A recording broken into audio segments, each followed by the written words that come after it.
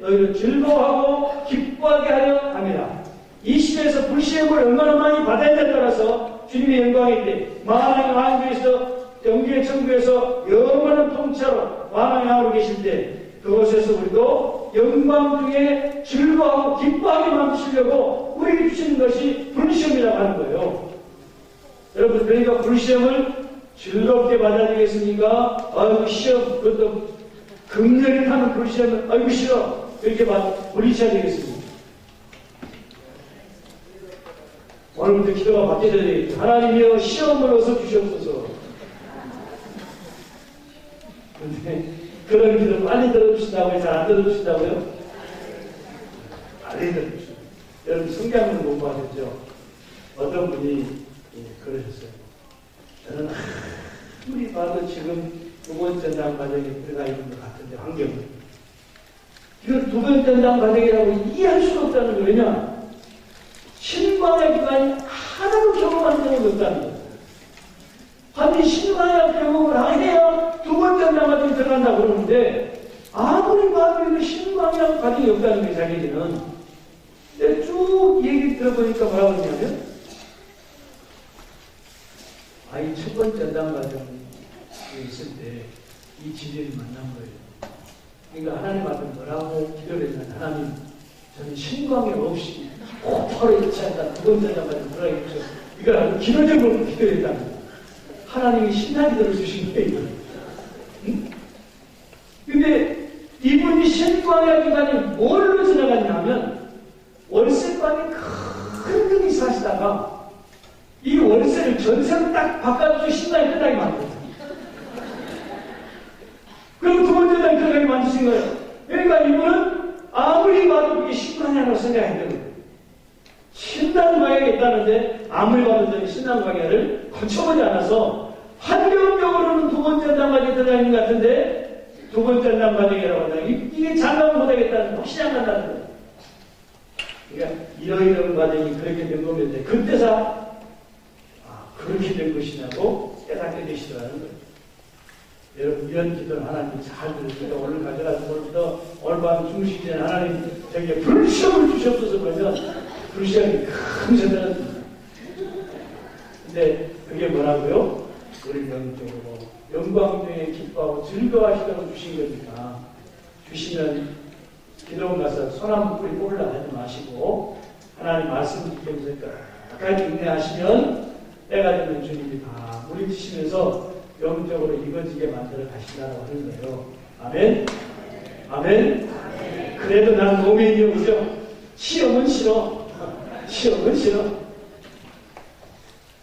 열심히 받아갈 때 우리에게 참된 은혜와 능력이 함께 있는 줄 믿습니다. 네.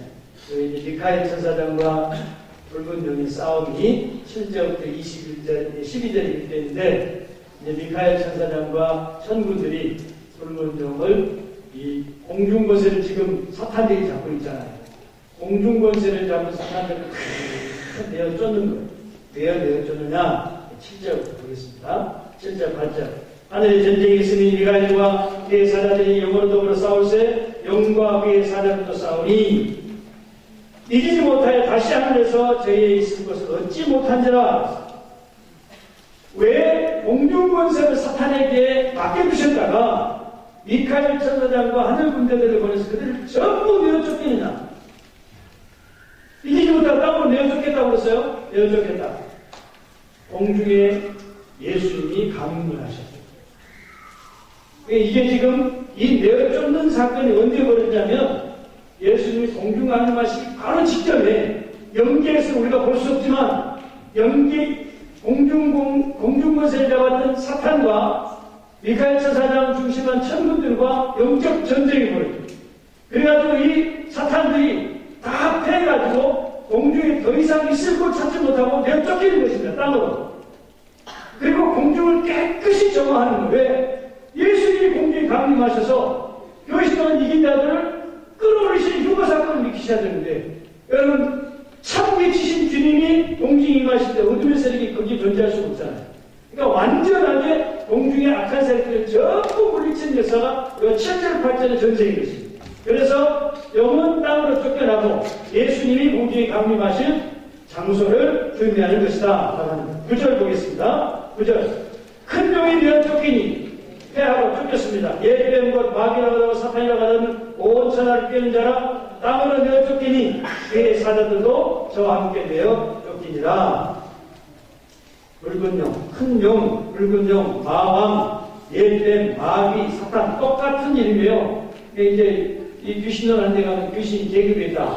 여기에서 이것들은 이제 마귀가 있고 사탄이 있고 뭐 이렇게 하는데 계시록 12장 9절을 보니까 다 동일한데 여러 이름으로 불려진 것을 우리가 볼 수가 있어요. 그래서 왜 예금이라고 그래요? 하와를 주기 위해서 선악과를 따먹게 했던 장본인이 사실 배우에서 역사했던 사탄이죠. 그래서 온 천하를 깨고 그렇게 미혹했던 큰 붉은 용, 일곱 머리 붉은 용이 땅으로 내어 쫓겼습니다. 땅으로 쫓긴 것은 이제 패하고 나서 땅으로 내려왔는데 악령들도 다 같이 내려왔어요. 이제 이들이 쫓겨나고 나면 이 세상에 자기들이 사역 역사할 수 있는 기간이 얼마나 남을까요? 얼마나? 이 전쟁이 언제 일어난다고 했어요? 공중강이 바로 직전에 일어난다고 했죠. 공중강이 바로 직전에 쫓겨서 땅으로 내려왔어요. 그러면 그들에게 남은 기간이 7년밖에 안 돼요.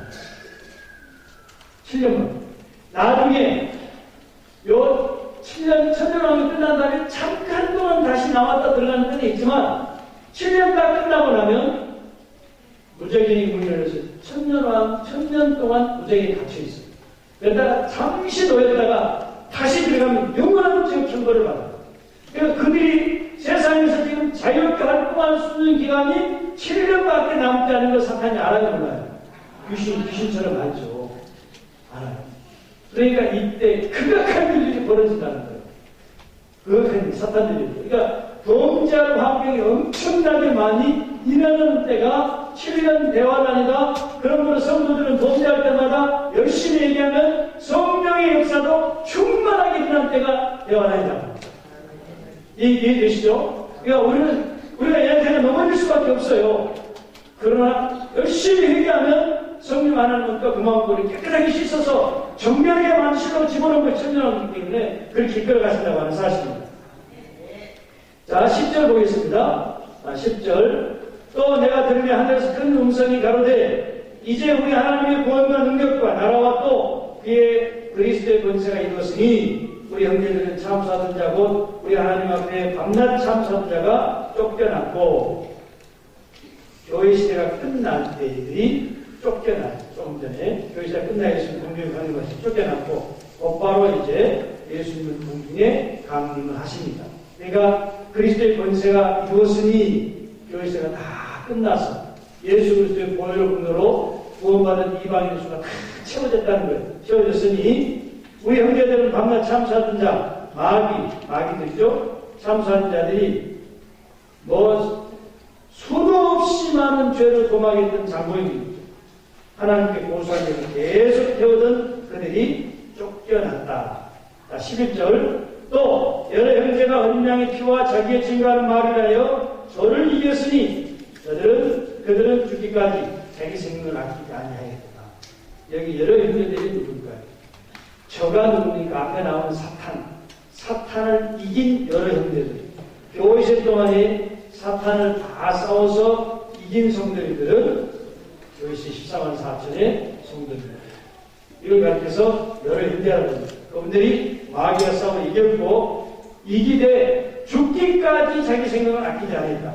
이건 뭐예요? 생명을 바쳐서 복음을 전하고 예수 그리스도에 대한 믿음을 지키기 위해서 일생을 자신들을 갖다오는 걸 볼 수 있어요. 12절. 그러므로 하늘과 그 가운데 거하는 자들은 즐거워하라. 그러나 땅과 바다는 화 있을진저 이는 마귀가 자기 때가 얼마 못된 줄을 아므로 크게 분내어 너에게 데려갔으니 하더라. 좀 전에 말씀드린 7년밖에 남지 않은 자기 때를 알고 있기 때문에 하늘과 그 가운데 거하는 자들은 즐거워하라. 예수님에 의해서 공중하신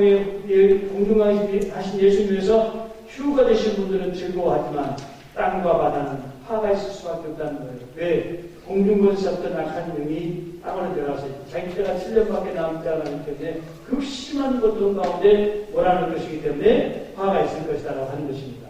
그래서 이게 이제 땅, 바다, 아직 추수되지 않은 성도들이 거하는 곳이죠. 하늘과 그 가운데 거하는 자들은 이미 추수되신 14만 4천의 성도인들. 왜 구분하셨습니까? 계시록에서는 크게 세 종류의 성도들을 순서적으로 추수하시는 걸 볼 수가 있죠. 공중에 강림하실 때 교회에서 얘기하는 14만 4천의 성도들을 흡어시키시고 대화라는 수삼년반 누가 이제 믿음을 통해서 순죄자의 수를 채우시고 대화란이 다 끝나고 나면 끝까지 표를 받지 않고 적그리스도의 표를 받지 않고 믿음으로 승리하신 분들을 추수하셔서 천년왕국에 새 부류의 성도가 들어가게 됩니다. 계시록 20장 4절에 보니까 그렇게 되어 있죠.